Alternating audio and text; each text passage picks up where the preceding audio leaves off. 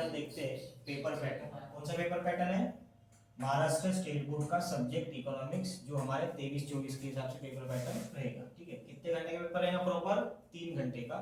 ठीक है, कितने मार्क्स है? 80 मार्क्स का। ठीक है, अब देखो पेपर पैटर्न किस किस तरीके से रहेगा आप लोगों को पहले पता होना चाहिए। अगर पेपर पैटर्न पता रहेगा तभी जाके हम प्रॉपर्ली पेपर को एक्सप्लेन कर पाएंगे। अब देखो क्वेश्चन नंबर 1 क्या रहता है? पूरा ऑब्जेक्टिव रहता है। क्या रहता है? ऑब्जेक्टिव। ऑब्जेक्टिव में क्या क्या चीजें पूछता है? जैसे फिल इन द ब्लैंक्स पूछेगा, मैच द पेयर पूछेगा, ट्रू और फॉल्स पूछेगा, ऑड वन आउट, या ऐसे कुछ भी, आइडेंटिफाई ग्रुप्स वगैरह, ऐसे कुछ भी चीजें आ सकती है, बहुत सारी चीजें रहती है। ठीक है, तो इसके मैंने आगे में एक्सेट्रा लिख के दे दिया। अब ये हिंदी, इंग्लिश, मराठी तीनों पैटर्न के लिए रहेगा। ठीक है, इंग्लिश मीडियम भी यूज करेंगे, हिंदी मीडियम भी, और मराठी मीडियम वाले भी उसको यूज कर सकते हैं। ठीक है, अभी क्या मैंने इसको इंग्लिश में लिख दिया, हिंदी मराठी मीडियम वाले भी इसको कंसीडर करेंगे। ठीक है, कितने मार्क का रहेगा? Total 20 mark. 20 मार्क का कैसे रहेगा? इसमें तरीके के 4 क्वेश्चन पूछे। क्वेश्चन नंबर 1 ए, बी, सी और डी। कितने कितने मार्क करेंगे क्वेश्चन यहाँ पे? या 5 मार्क, 5 मार्क, 5 मार्क, 5 मार्क, ऐसे ऐसे क्वेश्चंस पूछेगा। समझ रहे हैं कि नहीं समझ रहे हैं? क्या बता रहा हूँ, यहाँ पे कितने कितने क्वेश्चन पूछेगा तुम्हारे को? 5-5 मार्क के कितने क्वेश्चंस रहेंगे? 4 क्वेश्चंस रहेंगे। ठीक है, टोटल कितने मार्क का रहेगा? ये 20 मार्क का। ठीक है, ये ऑब्जेक्टिव रहेंगे। ऑब्जेक्टिव होने के बाद आते हैं क्वेश्चन नंबर 2 के ऊपर, जो आता है एक्सप्लेन दी कॉन्सेप्ट्स। कॉन्सेप्ट्स को क्या करना है तुम्हारे को? एक्सप्लेन करना है। मतलब छोटे छोटे क्वेश्चंस रहेंगे जो तुम्हारे को क्या करना पड़ेगा? कॉन्सेप्ट्स को एक्सप्लेन करना पड़ेगा। ठीक है, कॉन्सेप्ट्स को एक्सप्लेन करने के लिए तुम्हारे को देखो कितना बोला उसने, एनी 3 आउट ऑफ 5, मतलब 5 में से कोई भी 3 क्वेश्चन छुड़ाना है। जो भी क्वेश्चंस तुमको अच्छे लगते हैं 5 में से कोई भी क्वेश्चन तुम 3 उठाओ, उसका क्वेश्चन नंबर प्रॉपर डालो और एग्जाम में उसको लिख के आओ उसके आंसर को। कितना दिया है? 3। मतलब कितने मार्क का क्वेश्चन है ये? 2-2 मार्क के 3, मतलब कितने? देखो एक क्वेश्चन कितने मार्क का रहेगा? जैसे यहाँ पे पहला क्वेश्चन, दूसरा क्वेश्चन या तीसरा क्वेश्चन आप लोग लिखते हो तो 2-2 मार्क के क्वेश्चन रहेंगे। मतलब 3 क्वेश्चन छुड़ाओगे तुम लोग तो कितने मार्क का एक क्वेश्चन रहेगा? 2-2 मार्क के हिसाब से। तो पॉइंट्स कैसे लिखने का? यहाँ पे 2 मार्क का क्वेश्चन है तो कितने पॉइंट लिखना? 2 पॉइंट में एक्सप्लेनेशन करना। समझ रहे हैं कि नहीं समझ रहे हैं? 2 मार्क का क्वेश्चन है तो कितने पॉइंट लिखने का? 2 पॉइंट या 3 पॉइंट में एक्सप्लेन करना। उसको ज्यादा एक्सप्लेन करने की जरूरत नहीं है। समझे क्या? उसको जरूरत कितनी की है? 2 मार्क का क्वेश्चन या 3 मार्क, जैसे 2 मार्क का क्वेश्चन है तो 2 या 3 पॉइंट लिख के उसको क्या कर दो? कंप्लीट कर दो। उसके बाद आते हैं क्वेश्चन नंबर 2A हो गया। 2B में क्या दिया है तुम्हारे को? डिस्टिंग्विश बिटवीन, मतलब फर्क पहचानो। ठीक है, डिस्टिंग्विश बिटवीन में क्या क्या बोला? यहाँ पे 3 क्वेश्चन छुड़ाना है। किसमें से? 5 में से। यहाँ पे भी तुम्हारे को कितना क्वेश्चन दिया उसने?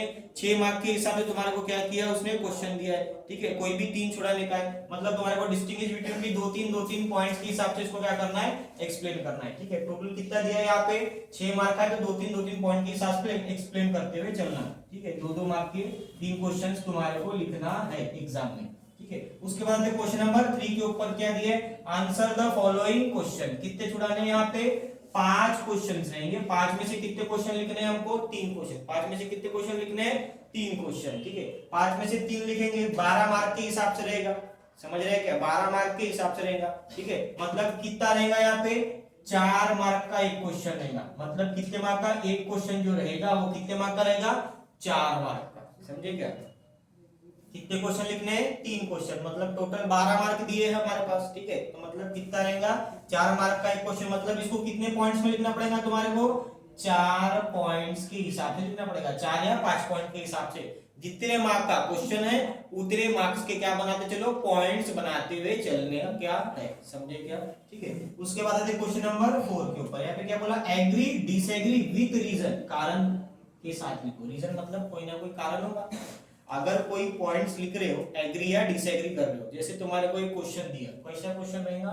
एक क्वेश्चन दे दिया फॉर एग्जांपल कोई भी, तो उसके ऊपर तुम्हारे को पूछेगा कि भैया आप इस पॉइंट से सहमत हो क्या? अगर आप उस पॉइंट से सहमत होगे तो एग्री लिखोगे, एग्री लिखोगे तो उसके पीछे का रीजन लिखना पड़ेगा इसमें। समझ रहे क्या? एग्री क्यों हो उसके पीछे का रीजन, और अगर डिसएग्री हो तो उसके पीछे का रीजन क्या हो सकता है। तो ये हमको क्या करना पड़ेगा? पहले एग्री और डिसएग्री लिखना पड़ेगा, उसके बाद उसका क्या लिखना पड़ेगा? रीजन लिखना पड़ेगा। यहाँ पे भी कितने मार्क का है? 12 मार्क का। तो एग्री डिसएग्री के ऊपर अगर एग्री और डिसएग्री लिखते हो उसके ऊपर 1 मार्क देगा तुम्हारे को, और बाकी जो रीजन रहेगा उसके ऊपर कितना मार्क रहेगा? 3 मार्क। तो यहाँ पे भी कितने पॉइंट्स में एक्सप्लेन करना पड़ेगा इसको, 3 पॉइंट्स में एक्सप्लेन करना पड़ेगा। मतलब 3 पॉइंट्स का रीजन और एक पॉइंट जो रहेगा वो तुम्हारा किसका रहेगा, एग्री और डिसएग्री, ऐसे मिला के वो कितने मार्क का हो जाएगा, 4 मार्क का एक क्वेश्चन रहेगा। ये भी कितने मार्क का, 4 मार्क का एक क्वेश्चन। टोटल कितने क्वेश्चन छुड़ाने हैं, 3 क्वेश्चन, मतलब ये भी कितना हो जाएगा, 12 मार्क। समझा क्या, समझा इतना, ये नहीं समझा।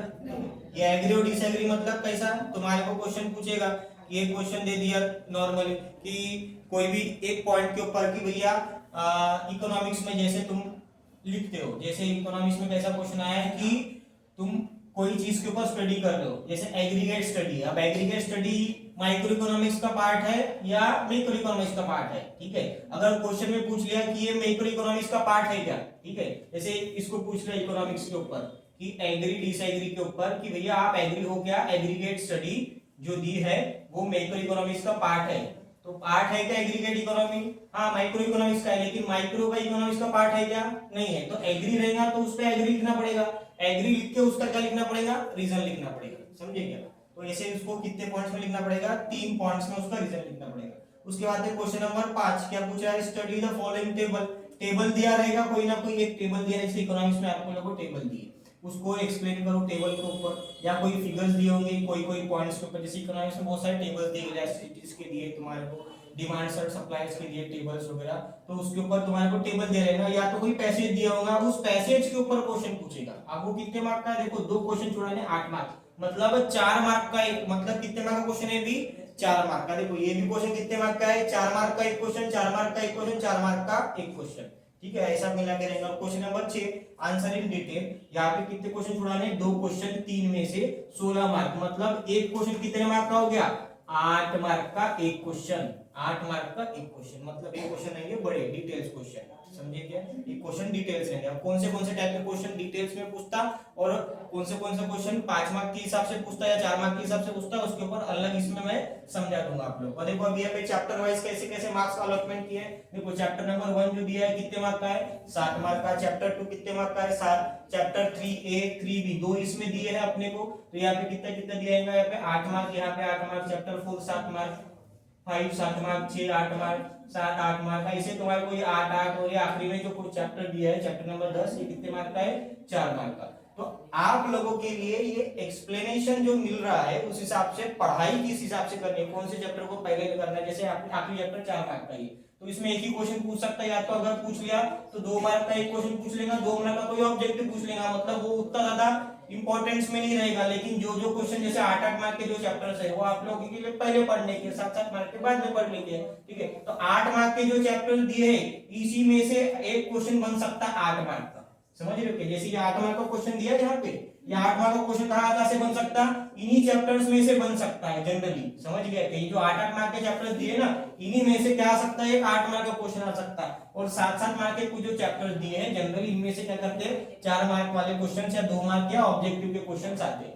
ऐसा मिला के कितना मार्क का दिया टोटल 80 मार्क का। विथ ऑप्शन वो 116 120 के करीबन कुछ पूछता है, लेकिन अपने को विथ ऑप्शन का कोई काम नहीं है, हमको कितना देखना है 80 मार्क का देखना है। समझा पेपर पैटर्न, ठीक है, समझा, ठीक है, इसको लिख लो प्रॉपरली, ठीक है, बाकी का अगले क्लास में बताता हूँ, ठीक है।